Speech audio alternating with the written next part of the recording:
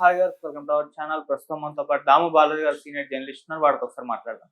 Sir నమస్కారం. నమస్తే. Sir, Devender Sharma అని ఒక ఆయుర్వేద డాక్టర్ 100 మందిని చంపేసి మొసళ్ళకు ఆహారంగా వేసేశారు. ఇప్పుడు అతన్ని పట్టుకున్నారు, తర్వాత పారిపోయాడని కూడా చెప్తున్నారు. ఇది ఇప్పుడు దేశవ్యాప్తంగా కూడా వైరల్ అవుతుంది. అసలు ఎవరి దేవేందర్ శర్మ, ఎందుకు ఈ విధంగా అందరినీ చంపేస్తున్నారు, మరి ఇతన్ని ఎలా పట్టుకున్నారని చెప్పేసి చర్చించుకుంటున్నారు. దీనికి సంబంధించి ఎటువంటి ఇన్ఫర్మేషన్? ఈ మధ్య కాలంలో నేను ఇలాంటి వ్యక్తిని వినలేదు, చూడలేదు. ఇది ఒక వెబ్ సిరీస్ తీయగలిగిన ఇది తీస్తారేమో కూడా. ఎందుకంటే ఇతను ఒక ఆయుర్వేద డాక్టరు, క్లినిక్ దాదాపు 11 ఏళ్ల పాటు క్లినిక్ నడిపాడు. అలాంటి వ్యక్తి దాదాపు 100 మందిని చంపి మొసళ్ళకు ఆహారంగా వేశాడు అనే వార్త ఇప్పుడు వైరల్ అవుతుంది. ఎందుకంటే అతను 2 ఏళ్ల నుంచి జైలు నుంచి తప్పించుకొని 2 ఏళ్లుగా ఎస్కేప్ అయ్యాడు. 6 నెలల నుంచి అతన్ని ఢిల్లీ క్రైమ్ బ్రాంచ్ వేటాడి పట్టుకున్నారు. అతను ఒక ఆశ్రమంలో, రాజస్థాన్లో ఒక ఆశ్రమంలో పూజారి గెటప్లో తప్పించుకున్నాడు ఇన్ని రోజులు. ఇప్పుడు ట్రేస్ చేసి మొన్న అరెస్ట్ చేశారు.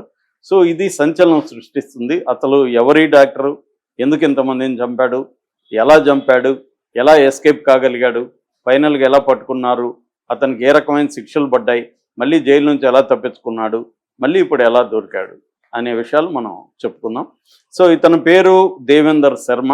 ఇతను పురవేలి అని అలీగఢ్, యూపీ, ఉత్తరప్రదేశ్లో పుట్టాడు. వీళ్ళ నాన్న ఫార్మాసిటికల్ కంపెనీ బీహార్లో సివాన్ బీర్ అనే చోట పనిచేశాడు ఒక కంపెనీలో. దాంతో సహజంగానే ఇతను కూడా మెడికల్ ఫీల్డ్లోకి దించాలని వాళ్ళ నాన్న ట్రై చేస్తే ఎంబీబీఎస్ రాలేదు ఇతనికి. దాంతో ఇతను BAMS చేర్పించాడు, bachelor of ayurvedic medicine and surgery. 1984లో బీహార్ యూనివర్సిటీ నుంచి ఇతను BAMSలో గ్రాడ్యుయేట్ అయ్యాడు. అయిన తర్వాత ఇతను జనతా క్లినిక్ అని బందికొయి, రాజస్థాన్లో తనకు తెలిసిన వాళ్ళు ఉంటే అక్కడ జనతా క్లినిక్ అని ఒక ఆయుర్వేద క్లినిక్ పెట్టాడు.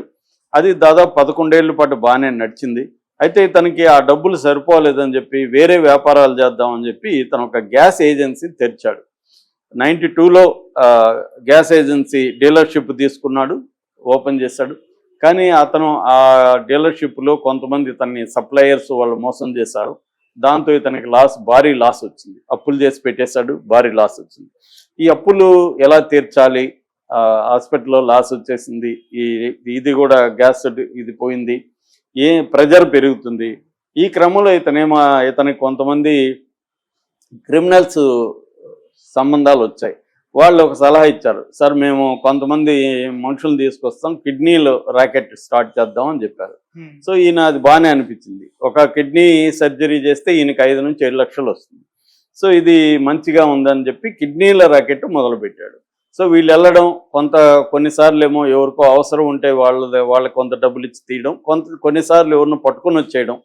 ఎవరో ఒంటరిగా కనబడతారు, వాళ్ళని పట్టుకొచ్చేసి వాళ్ళకి మత్తు ఇచ్చేసి వాళ్ళ కిడ్నీ తీసేసి వదిలేసేయడం ఎక్కడ, ఇలా చేయడం మొదలుపెట్టారు. ఇలా దాదాపు 125 మందికి కిడ్నీలు తీసేసుకున్నారు ఈ డాక్టర్. అది కూడా అతనికి ఏమైందంటే వన్స్ క్రైమ్లోకి వెళ్ళినాక అది ఆగదు కదా, దాహం ఆగదు. దాంతో ఏం చేశాడంటే ఏదైతే తను బిజినెస్ స్టార్ట్ చేశాడో ఈ గ్యాస్ ఏజెన్సీ, అది ఒక ఫేక్ గ్యాస్ ఏజెన్సీ పెట్టడం, ఈ గ్యాస్ని తీసుకెళ్లే వెహికల్స్ మీద అటాక్ చేసి ఆ గ్యాస్ సిలిండర్లను తెచ్చి బ్లాక్లో అమ్మడం, ఈ పద్ధతి మొదలుపెట్టాడు. ఎప్పుడైతే అటాక్ చేయాలో వాళ్ళు తిరుగుబడతారు కదా, డ్రైవరు, క్లీనరు, వాళ్ళని చంపేయడం, ఇలాగా చంపడం మొదలుపెట్టాడు. ఈ చంపినప్పుడు ఏంటంటే సిలిండర్లు ఎందుకు, వెహికల్ వ్యాపారం కూడా చేయొచ్చు కదా అనేది ఇతను ఐడియా వచ్చింది. సో ఇతను ఏం చేశాడు, ఆ సిలిండర్లు తీసుకోవడమే కాకుండా ఆ తర్వాత వెహికల్ బాగుంటే డ్రైవర్ని చంపేసి వెహికల్ని అమ్మేశాడు. సో అందువల్ల డ్రైవర్ని ఎక్కువ టార్గెట్ చేశాడు. ఇప్పుడు ఇతను ఎంతమందిని చంపాడు అనేది ఎవరికి తెలియదు లెక్కలు. అతన్ని అడిగితే అతను ఏమంటున్నాడంటే నేను కౌంట్ చేయడం మర్చిపోయాను, కౌంట్ చేయడం మానేశాను, ఒక 100 మందిని చంపుండొచ్చు అని అతను చెప్తున్నాడు. అయితే ఇతను ఒక టీంను ఫామ్ చేసుకోవడం, హైవేలలో ముందు బుక్ చేసుకుంటారు వీళ్ళు, ఒక లారీనో ట్యాక్సీనో బుక్ చేసుకోవడం, వాడిని ఐసోలేటెడ్ ప్లేస్కి తీసుకెళ్ళడం, అక్కడ వాడిని గొంతు పిసికి కానీ లేకపోతే కత్తులతో పొడిచి కానీ ఒక్కోసారి తలలు నరికేసి కానీ చంపేసి వాళ్ళని బాడీలు దొరకకూడదని చెప్పి హజార్ కెనాల్ అని ఉంది ఉత్తరప్రదేశ్లో కాస్గంజ్ అనే ఏరియాలో హజార్ కెనాల్ ఉంది. అందులో కెనాల్లో ముసళ్ళు ఎక్కువ ఉంటాయి, అందులో పోయి పడేయడం. సో ముసళ్ళు తినేస్తాయి. సో బాడీ కరెక్ట్గా దొరకదు వీళ్ళకి, పోలీసులకి ఎతికినా కూడా. అట్లా చాలా మిస్సింగ్ కేసులు. పైగా ఈ డ్రైవర్లు వాళ్ళ బంధువులు చాలామంది పేదవాళ్ళే ఉంటారు కాబట్టి వాళ్ళు గట్టిగా పోలీసుల మీద ప్రెజర్ కూడా తీసుకురాల. ఇలాగా ఇతన్ని పట్టుకోవడం అనేది ఆలస్యమైంది. ఇది ఎప్పుడు 94 నుంచి 2004 వరకు ప్రధానంగా ఈ హత్యలు చేయడం మొదలుపెట్టాడు. సో మూడోది ఏంటంటే ఇతనికి ఎంజాయ్ చేయడం కూడా బాగుంది ఇదంతా. అంటే తన పరమ శక్తివంతుడిలాగా ఫీల్ అవుతున్నాడు. ఈ ఫీల్స్ లైక్ ఏ గాడ్. అంటే నేను అనుకుంటే ఎవరినైనా చంపగలను అన్న ఒక ఇది వచ్చింది, మనీ వచ్చింది. ఈ లోపల భార్య వాళ్ళ పిల్లలు కూడా ఈ గొడవల్లో అరెస్ట్లు అవ్వడం, జైలుకి పోవడం, మళ్ళీ రావడం ఇవన్నీ జరిగాయి. ఏది ప్రూవ్ కాలే కాబట్టి బెయిల్ వచ్చేస్తాయి ఇతనికి. భార్య పిల్లలు కూడా ఇతను వదిలిపెట్టి వెళ్ళిపోయారు ఈ పోలీసుల వ్యవహారం భరించలేక. దాంతో ఇతనికి దూర బంధువు అయిన ఒక ఆవిడ విడోగా ఉంటే ఆవిడని పెళ్లి చేసుకుని ఆవిడతో ఉంటున్నాడు. ఆమెకి క్రైమ్ అంతా తెలుసు, ఆమె కూడా హెల్ప్ చేస్తుంది. అలాంటి బ్యాచ్ దొరికింది ఇతనికి. సో ఇలాగా ఇతను ఏమైందంటే దాదాపు మొత్తం 21 కేసుల్లో ఇతను 21 మర్డర్లు మాత్రమే పోలీసులు ఎస్టాబ్లిష్ చేయగలిగారు జరిగాయని చెప్పి. అందులో ఇతనికి ఒక 7 మర్డర్లలో రకరకాల శిక్ష పడింది. గుర్గాం కోర్టు ఇతనికి మరణ శిక్ష కూడా వేసింది. అయినా ఇతను తప్పించుకోగలిగాడు. ఇతను ప్రధానంగా ఏంటంటే జైపూర్ జైల్లో ఉన్నాడు, సెంట్రల్ జైల్లో. తర్వాత తిహార్ జైల్లో ఉన్నాడు. 2023లో తిహార్ జైల్లో ఇతను సత్ప్రవర్తన అని చెప్పి ఇతనికి పెరోల్ ఇచ్చారు. బయట మామూలుగా లైఫ్ పడిన వాళ్ళకి కూడా పెరోల్ ఇస్తారు.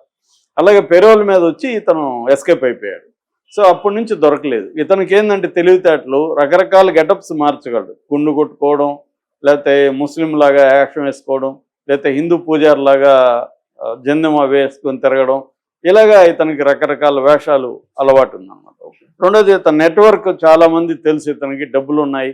సో ఆ డబ్బుల ద్వారా చాలా మంది హెల్ప్ తీసుకొని కూడా పోలీసులకి ఎస్కేప్ అయ్యి వెళ్తున్నాడు. ఇలాగా ఇప్పుడు మొన్న 19న ఇతను రాజస్థాన్లోని ఒక ఆశ్రమంలో ఒక పూజారి వేషం వేసుకొని అక్కడ ప్రశాంతంగా ఉంటున్నాడు. మంచిగా ఆడ వేళకు భోజనం పెడుతున్నారు, మంచిగా భజనలు చేసుకుంటూ ఉంటున్నాడు. ఎందుకంటే జైలు కంటే ఇది బెటర్ అని. అప్పుడప్పుడు ఇతను బయటికి వెళ్ళి రావడం, వేరే ఇతనికి తెలిసిన క్లినిక్లో పోయి పనిచేయడం అవి కూడా చేస్తున్నాడని చెప్తున్నారు. సో ఇతన్ని పోలీసులు అడిగినప్పుడు ఏమాత్రం పశ్చాత్తాపం లేదు అతనికి. ఇది ఒక సర్జరీలు చేసినట్టు మనిషిని చంపడం కూడా సర్జరీ లాగా అనుకుంటున్నాడు అతను. సో ఇతని పేరు డాక్టర్ డెత్ అని పేరు పెట్టారు ఇతనికి, ఒక చావు డాక్టర్ అని. అంటే ఈ మనుషులను మామూలుగా డాక్టర్ అయితే బతికించాలి, కానీ ఈ డాక్టర్ ఏం చేస్తున్నాడు, చంపడమే ధ్యేయంగా ఇతను మారిపోయాడు. సో ఇతన్ని డాక్టర్ డెత్ అని పేరు పెట్టారు. ఇప్పుడైనా ఇతనికి పెరోల్ ఇవ్వకుండా జైల్లోనే పెట్టాలని డిమాండ్ చేస్తున్నారు ఈ బంధువులు. ఇతనికి పెద్దవాళ్ళని చంపుంటే ఇతని మీద ప్రెజర్ ఉండేది. ఓన్లీ డ్రైవర్లని, ట్రక్ డ్రైవర్లు, ట్యాక్సీ డ్రైవర్లు మాత్రమే ఇతను ప్రధానంగా చంపాడు అని చెప్తున్నారు. సో ఇంకా దాదాపు 80 మంది వివరాలు కానీ, 80 కేసుల వివరాలు కానీ రాలేదు. ఓన్లీ 21 మంది విషయాలనే చేశారు పోలీసులు కూడా. ఇది ఏంటంటే ఇంటర్ స్టేట్ వ్యవహారాలు. ఒక రాష్ట్రంలో చంపుతాడు, ఇంకొక దగ్గర దాన్ని పడేస్తాడు. ఈ పోలీసుల కోఆర్డినేషన్